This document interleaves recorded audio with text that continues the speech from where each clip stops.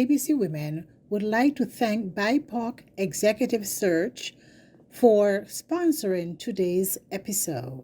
The BIPOC Executive Search app is here for you. Get information about job opportunities we're recruiting for. Keep up to date and in the know about career news tailored to Indigenous, Black, and other racialized audiences. Gain helpful tips and learnings to help you on your career trajectory, celebrate job appointments, and more. The BIPOC Executive Search app, here to elevate the candidate experience for Black, Indigenous, and communities of color. Free to download and available on iPhone and Android smartphones.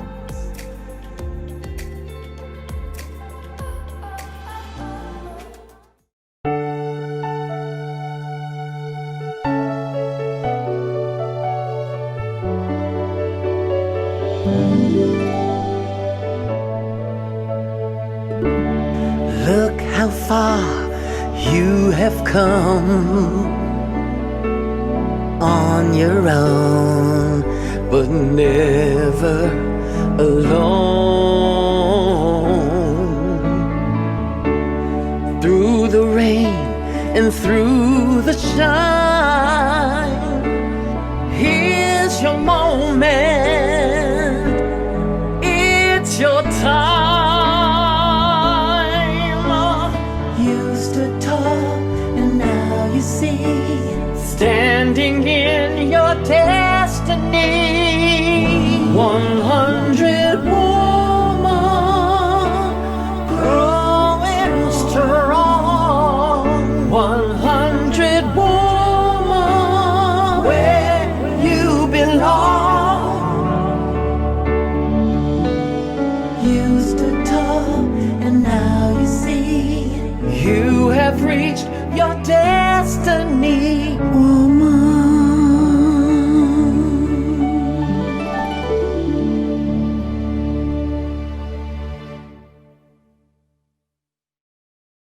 100 ABC Women would like to take this opportunity to welcome our viewers and listening audience, families, friends, and our sponsors to our inspirational conversations, fireside chats with 100 ABC honorees.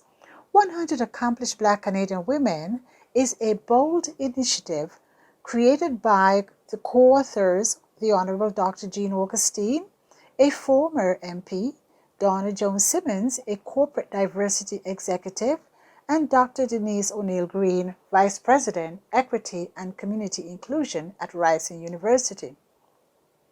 Our mission is to celebrate and archive the professional accomplishments of trailblazing Black women from all across Canada.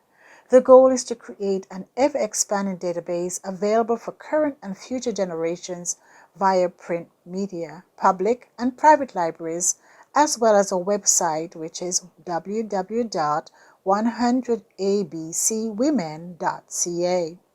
We are pleased to bring you a series of fireside chats which include conversations around education, healthcare, entertainment, creative arts, legal, technology, entrepreneurship, diversity and equity, media, engineering, politics, sports, and so much more.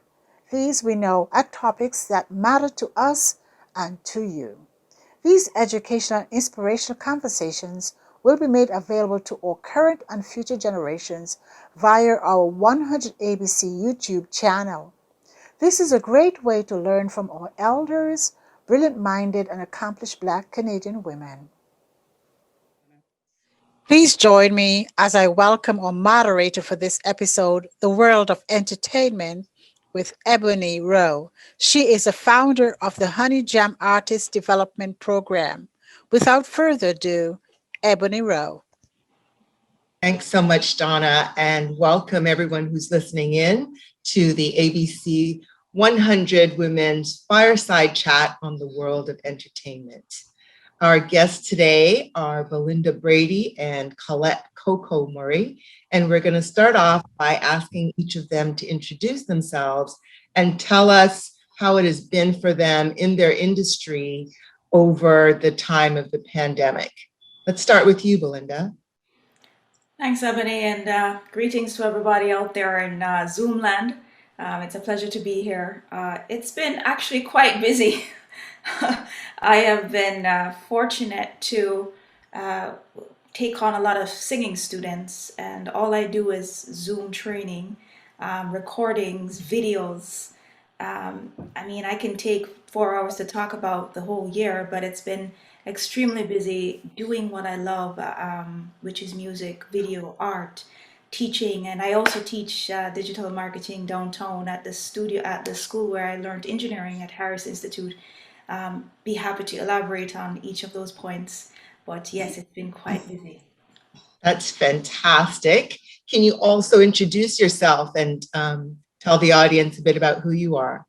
Yes, thank you. I am a recording artist, singer, if anybody has never heard of me, and originally from Jamaica, Yad, and happy to be a proud Canadian, Jamaican. And I came up here probably over 20 years ago, and I've been singing since Jamaica, came here, traveled all across the world as a backup singer and dancer for various artists like Shaggy or Julian Marley, and Julian Marley rather. And having come to Canada, I've continued to pursue my music. I've worked with many art, producers here. I've received the Juno nomination. Thank you, Juno Peoples. And it's just been a ride and a half. I've performed at even Honey Jam, that has also helped to launch my career. Thank you. And it's just been a wonderful and exciting journey, good and bad, and I've learned so much from it. So that's who I am in a nutshell. Thanks. You are so blessed, Belinda, in that you have all of these different skills that it was easy for you to pivot, to be able to do a lot of stuff online and to be busy throughout this whole time. So I'm thrilled to hear that that was your experience. Colette, tell us a bit about who you are and what the pandemic experience was like for you. Well, good afternoon, Ebony and Belinda. My name is Colette Coco, Miss Coco Murray. I am a dance performer. I'm an arts educator, a community arts programmer. I'm also a writer in dance media and artistic director of a collective called Coco Collective, a multidisciplinary and intergenerational arts collective that's focusing on African and Caribbean art forms. So, with all of those multiple hats, the pandemic created a pause. I was in the middle of running education programs, and because we were no longer able to access the space, it put a pause on everything, and I had to quickly pivot. And I was also doing a mentorship program as well with some emerging and young Black youth dance artists. So I had to pivot the entire program online to kind of finish the mentorship process. They were supposed to do choreography at that point, but we kind of just transitioned, and I had to go to my network, the international network, and find ways to connect and have them dance and still gain the information online. So we did that. I would say I took a step back and I used the opportunity of this pandemic to rest. I was going full throttle, juggling, my work. I also was finishing grad school at that point. I was finishing my master's in education, and I was running the programs and just going and going and going. And I would honestly say that I took the pause, and I also started my doctoral, my PhD in dance studies. So so then what I did was take a pause, did remote learning. Of course, all the classes were online so far. And I only now decided to engage in some online dance classes, whether it's with an arts organization, whether it's with a school. So the demand is there because people want to get active again. So that's how I've pivoted during the pandemic. Fantastic. So I'm going to share a little bit of my experience, and I'm going to be super real because I plunged into a depression. 2020 is the 25th anniversary of Honey Jam. And so you can imagine the lead up, all of the things that we would have had planned. And in an instant, every single thing that we had planned could not happen. because it involved gathering and it involved traveling. And I was depressed. And everyone around me, everyone who was in my industry of entertainment and producing events had given up. And this was in February. At the very beginning, they were saying, just write off the year. It's a waste year. And I'm like, what? Things could actually get better, but nobody was telling me that. So I didn't have any support. And artists were very depressed as well. I had some very serious mental health issues that they shared with me, life and death type mental health issues. And so I'm a kind of a mama bear. And once I started hearing that from them, it's like, okay, I've got to lead by example. I've got to turn things around. I've got to figure this out and find a way. And so eventually my spirit lifted up and I started finding people who would feed that positively instead of telling me what I can't do and that I should just transfer what I was going to do to another year. And then I kept watching for when we could gather. And if Doug Ford said, tomorrow you can gather with 5 people, we gathered with 5 people. And to see the look on those artists' faces, to be able to have that human connection in person that nothing else could replace, that was worth it to make that effort to do that. But it was very, very difficult for me personally and almost everyone I know in the industry. And a lot of how you reacted to it had to do with your own personal situation, your financial situation, and your mental health. And a lot of times those affected each other. So, but we've all managed to pivot successfully. We wound up still having an amazing year. And I'm feeling optimistic, at least about this summer. How are you guys feeling about right now and the immediate future? Belinda? Thanks for sharing that, by the way, Ebony. I'm sure many of us can relate to your story. Myself as an artist who loves performing, it's been quite difficult, and I've done everything I can to try and find different avenues to still perform. I mean, I have people calling me to do virtual shows. It's definitely not the same, I must admit. And that's what's been happening throughout the whole year is we have been performing on virtual shows. Any little time Doug Ford says, yes, we're opened up, bam, right into there, do the virtual thing, okay, right back home. Yeah. So that's pretty much our new lives. And moving forward, I think there's just, I'm so optimistic, because I think what I have formed in my community, which is my circle, whether it be my friends and my family, we've found ways to connect, and it's all about connection at the end of the day. And next week, Friday, for example, and I don't mean to be plugging this, but we're releasing a family song on Spotify. And what we did was there's family in Jamaica, there's family in Florida, there's family here, and we're all singers and we come from a musical background. So we're writing songs on WhatsApp and producing songs. And then we set up video crews in the different territories where we're at, and we videotape it, and then we send the footage to where the editor is via Dropbox. And then we're editing all this footage. The next thing you know, we have to have a consensus in the WhatsApp group. So, there's always constant planning, constant communication. If you go on my Instagram right now, you'll see my first live, which was like, whoa, I've never done this before. I'm kind of getting anxiety because I do suffer from anxiety. So I'm there, yes, everybody, we're having technical glitches. I'm like, Lord have mercy, what is going on? But, we just deal with it as it comes. So we'll learn how to adapt and, just thank God for community, whether it's even one person in your life or a group of people. And I think that's the learning lesson of this whole experience is forming your community of support, as you say, the positive people. And that's why I'm very optimistic about moving forward. Whether we can go outside or can't go outside, dear God, just keep the internet. What would we have done without the internet? Yes. Not to mention frivolous, silly things like puppy videos, to just give you a smile. And, I had a community of people and we would send each other morning laughs. You just start your day with something silly to just make you laugh. And so that definitely helped. Colette, how do you feel about right now? And are you optimistic about the immediate future?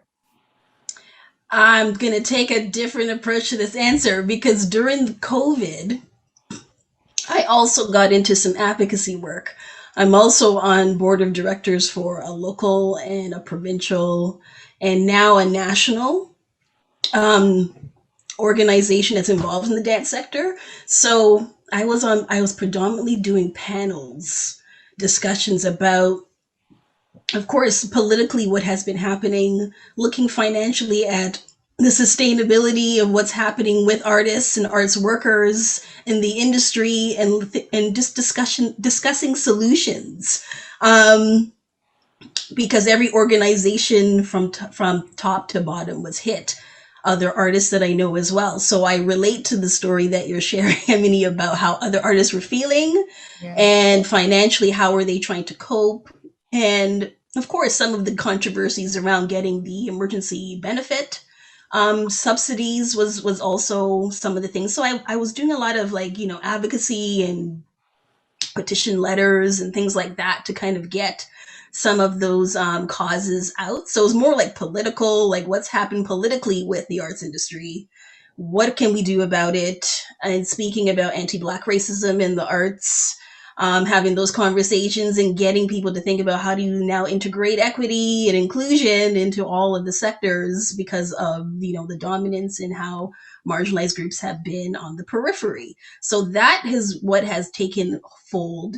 And then every time that we're looking at a window of opportunity to re-enter, it's everyone else, but some of us, especially the dancers, are left and unforgotten because no one's thinking about people have to rehearse.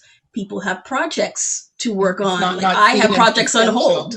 Yeah. Exactly. So we're not seen as essential workers, but who was entertaining everyone else during this pandemic? It was all forms of artists, whether they were actors, musicians, dancers, anything to even put on a virtual platform to perform in a different way for other people. On TikTok with all those dance challenges on TikTok. Yes. Through. So in terms of the summer with the reopening strategy, again, advocacy and I even circulated another advocacy petition about, okay, where's the fairness in your reopening strategy in relationship to the arts? So a number of organizations are talking about that. Has been brought forward just last week by Jill Andrew, that they need to think about, okay, well, live performances, well, what about everyone else you're forgetting about in the arts sector? So I'm looking at, there's a window that we can gather with a few, but they need to give us a strategy of how we can go back into spaces and rehearse and prepare for our projects that we actually may have funding for, those of us who have grants and things like that from the arts councils. I'm definitely feeling optimistic for the immediate summer. So as soon as they start saying we can gather, I'm packing so much in to those couple of months because no one knows what the fall is going to look like, when the regular flu virus. And so that's what I'm planning to do, just waiting for the go, and anyone who knows me, and Belinda, you do, I like to be in control of things. And so this has been very, very difficult for me, not being able to just go full speed ahead. Wait for permission. Oh my gosh. When you're used to being the boss, waiting for anyone's permission is a challenge. But I am driven by my need to provide the service to the artists. And so whatever it takes out of me is worth it to be able to keep the promise of what our mission statement is. Mm-hmm. That's very important to me.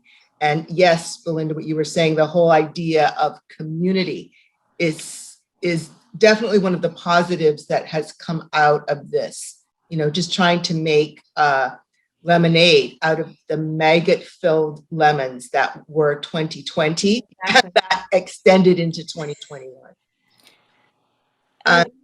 Belinda? One of my clients, everybody know them, G987.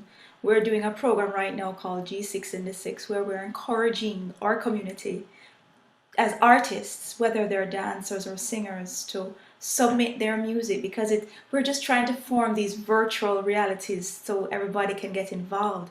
And so that is something that if I were a younger artist, for sure I would have submitted my stuff too. But so there are avenues where people like yourselves or entities like the G987s, they create these platforms so that artists can still have an outlet. Factor, for example, they still have funding. They want artists to go on, Canadian artists to go and submit to get funding to continue. In my home, I have a recording studio. I created that. So I think what artists need to do is to just seek out the opportunities, forums like these, networking, seeing what's out there, because the door has not closed. You just have to knock on it and listen or open it, really. Yeah. You also have to be in the mental frame of mind to even be open. I cannot overstate some of the mental health challenges that have paralyzed some people and paralyzed me for a minute as well, where, you know, just walking around like a zombie, like what is actually happening in the world? And there was the additional layer of all of the racial injustice that was happening, that happens every day, but that came to the fore last year. And so you're just being bombarded with all of this stuff. So I wanted to switch to talk about advice that each of you would give to young people who want to do what you're doing. What advice would you give them about how to start? What would you maybe have wanted to tell your younger self when you were starting out? Just anything that you want to share, and we'll start with you. I would start with seeking multiple mentors, because sometimes each mentor has something different to offer.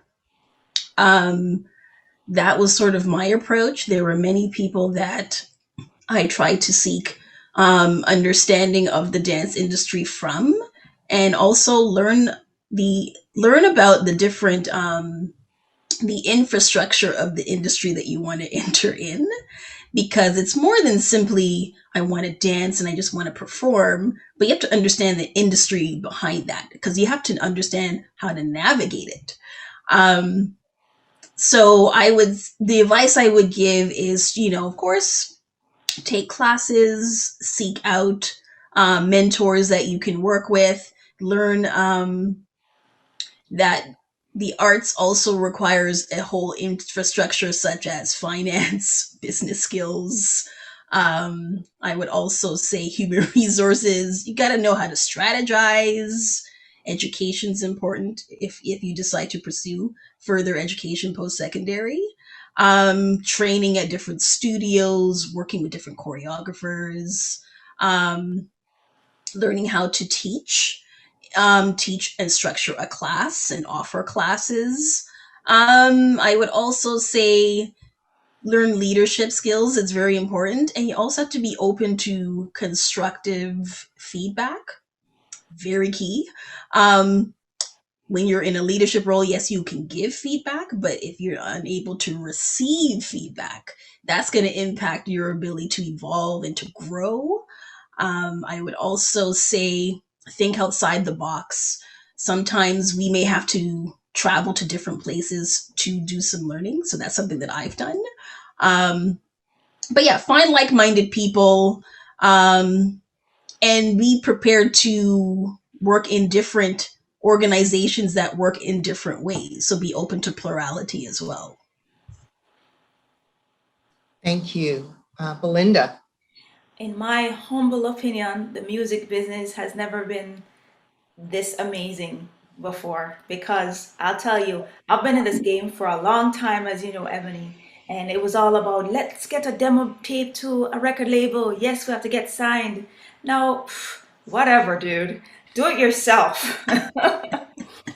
No disrespect to the labels, but let me tell you something. I don't need a label anymore to do my music, because the independent artist is the operative word is independent, and in that the artist would need to learn the business of the music business. And a lot of these young artists has the advantage because they've been born into this technical world, this internet world, so they know how to leverage these tools.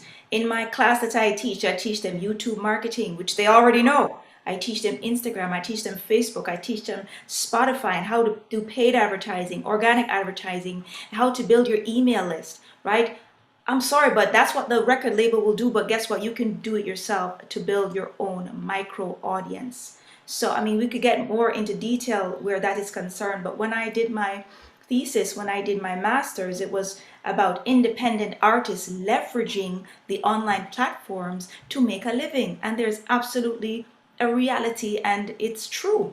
It's true that you can make a living doing that, right? It's just a matter of consistency, seeking out that information, and no disrespect again to any institution, but the answers are online. Google, you can find it, you can prepare yourself, you can get it. If you want to go to a formal institute, great, I did it. I don't regret it, because it still helped me to network. It helped me to open the door to get into various, organizations. I have my marketing company. That's how I also have marketing clients. But apart from that, that was an extension of me being the artist, trying to figure out ways of how to make money. And my parents has always said, who has been in the music business from day one, professionally in Jamaica, they said, Belinda, always have a backup plan. As a result of that, I went back to school and I studied producing and engineering. I could do my own projects. I could produce, I can write, I can do audio, I can market. Now I train younger people how to curve that information that they already have, the raw talent, and now all they need is a little guidance. So if I were to give someone a nugget, I would say continue doing what you're doing, but take those Udemy courses. Take those lynda.com or linkedin.com if you can't afford the 20 grand to go to a school, because it's all there. Yeah, I agree with what both of you have said. And Belinda, yes, this is a great time. There is so much reason to be optimistic. And the idea of the amount of money that you can make. So a lot of the kids now have been born into the digital age. They have no clue of what we faced and what life was like with no smartphone, no YouTube, no Facebook, no Instagram, no computer, even a website or email. The days of faxing and actual mail with a stamp and answering machine, not even voicemail, an answering machine with a tape. I'm old enough to remember. And so when I talk to them about it, their eyes just widen, like I'm talking about Jurassic Park. Oh, yeah. So I just want to add my 2 cents to what I say to people who want to get into the industry, really anything in the arts industry, because it's very difficult and there's so many people trying to get in. And it's not like a 9 to 5 and where you've got a retirement plan and the things that you would get from a traditional office job. So I say to them, don't do this unless you can't not do it, right? You have to have that fire in your belly. There's going to be so many valleys along with the hills that you're going to need that to push through. And so a lot of times when I say that, they don't understand what I'm saying. And eventually they do. It's really only experience that will teach you that, because they'll get very excited and they'll think, oh, someone's just going to discover me on YouTube and then I'm going to be balling with 5 mansions, right? and that might happen to 1 in 5 trillion people, but that's not what the norm is. So like the obvious things like learning your craft, 1,000% mentoring, you know, and creating opportunities for yourself. There's so much that is free out there. There is no excuse at all for not knowing and for not moving yourself forward. You can't have that mentality or that arrogance that, oh, I'm super talented and they're going to come to me. You know, you have to be willing to just go and busk on the street or whatever it takes to do what needs to be done. There's lots of organizations out there that exist to help you. And so, yeah, just know what you want to do. Another thing I say to anyone at all, and especially when I speak to young people, is love yourself. Yes. And know that you are enough. And that is going to impact a lot of your choices and a lot of the steps that you take and the steps that you might avoid. And I wish that is something that I had known.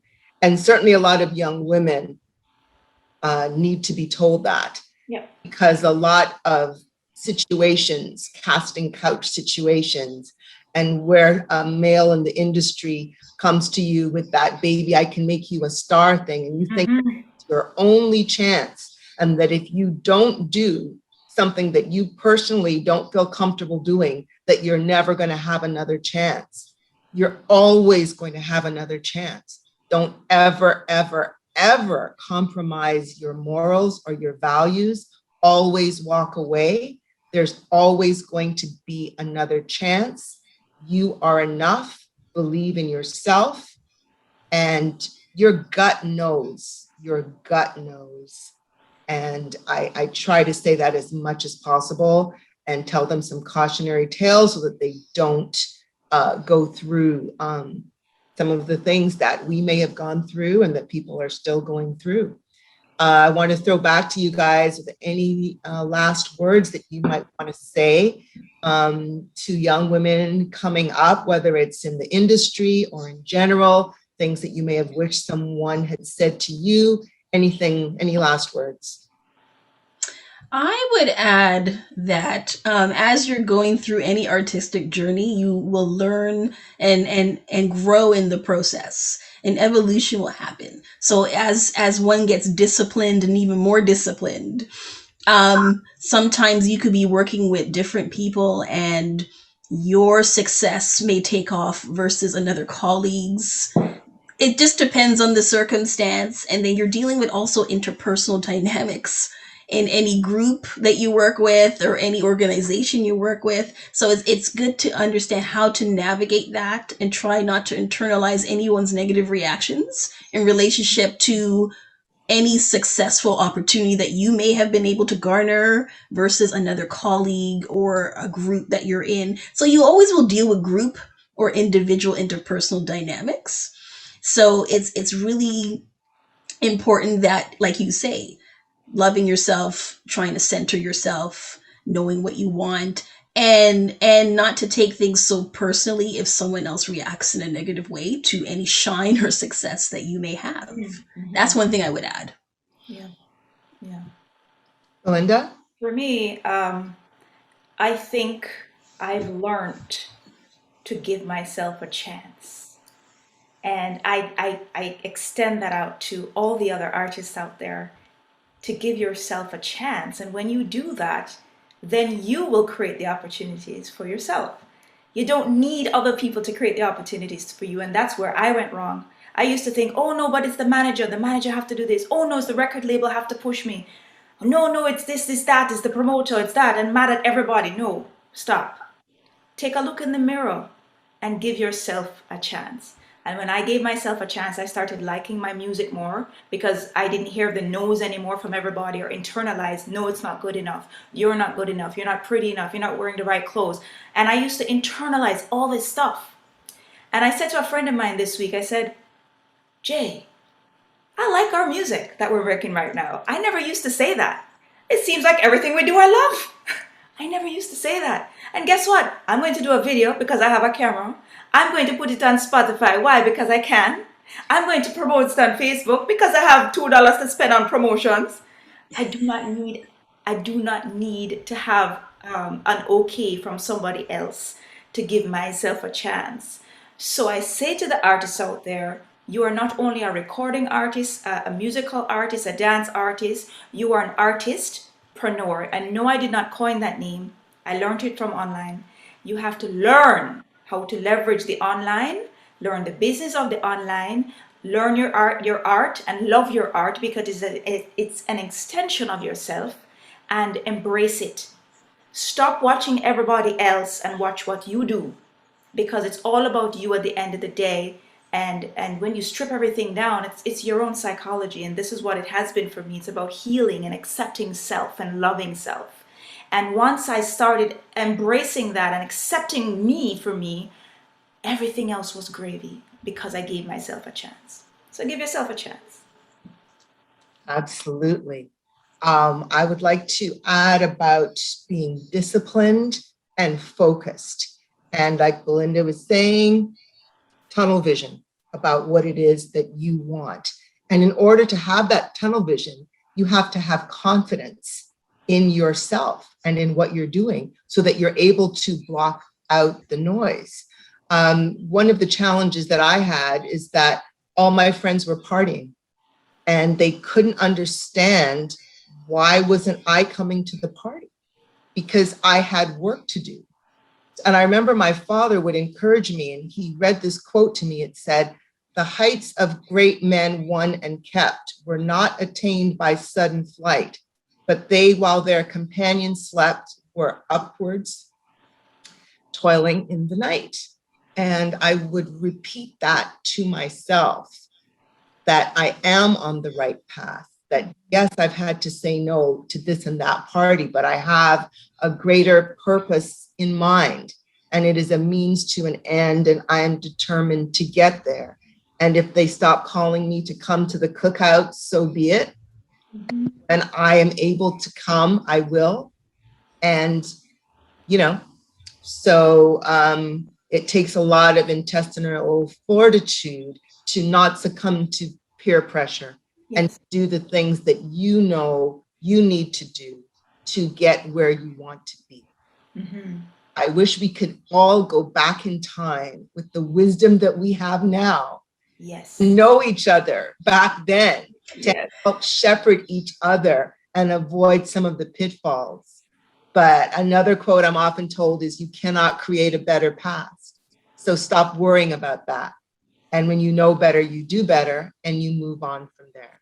So our time has come to an end, ladies. I'm sending you a virtual hug. I've really enjoyed this. Let's do it again tomorrow, same time. Lovely. Thanks everybody who tuned in. We're sending blessings and sunshine to you. Stay safe and well. And we look forward to seeing everyone in person soon. Thank you so much. Thank you. Thanks.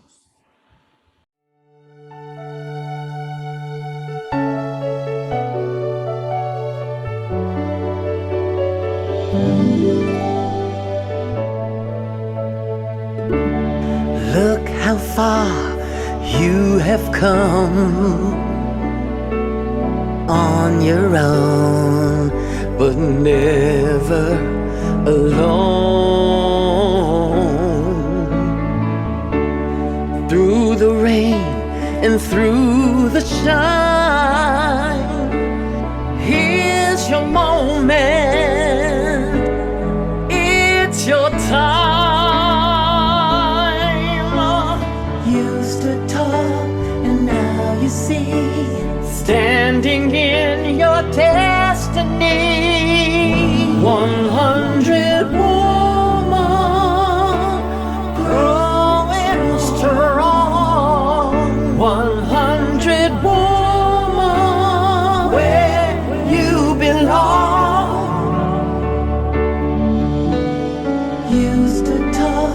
and now you see you have reached your destination.